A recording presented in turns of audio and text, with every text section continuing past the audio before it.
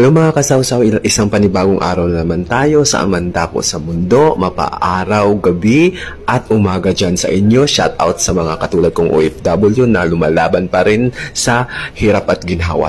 So for today's video mga kasawsaw, so it's a second day of Ramadan. As you can see mga kasawsaw, yung mall napaka-silent. So mga 1 week or 2 weeks for the starting for the Ramadan mga kasawsaw. As you can see, it's too silent because that the time that the Muslim, our brother and sister who are Muslim, are gathering with the family. That the time what they spend together with the family, and of course fasting and forgiveness, and of course pagbalik, mag-pray talaga ng pray, and of course, together with the family nga, yun nga mga kasawsaw. So, ito po yung ganap ngayon mga kasawsaw, especially kung nasa Muslim country ka mga kasawsaw, talaga napakatahimik po talaga ng mga mall ng araw na ito mga kasawsaw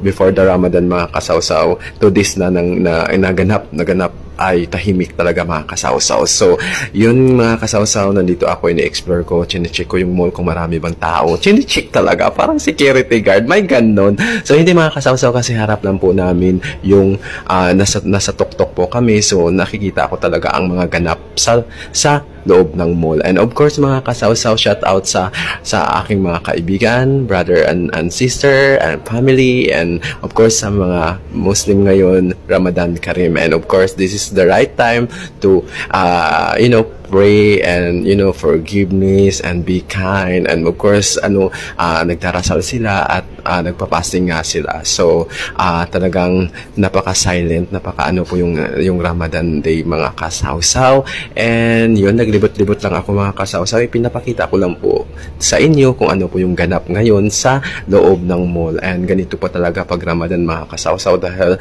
that's the time na talagang nagpapasting sila at nagdarasal. And of course, ito yung araw na talagang pagpapatawad. Para sa akin mga kasawsaw, ang symbolizing or symbolize ng isang Ramadan, ito yung panahon na pagpapatawad, and of course paghingi sa ating Allah or sa ating God ng tawad sa mga kasalanan natin, and of course, spending time with the family. Kasi alam naman natin mga kasawsaw na ang panahon ng Ramadan, ito lang yung panahon na talagang nagpapatibay ng isang pamilya, kasi nga you both together, spend time together, and of course yung pagpapasting ika nga. And of course, ito yung araw din mga kasawsaw na talagang unlimited yung mga promo, talagang may promo every, hindi lang yata araw-araw yata mga kasawsaw. So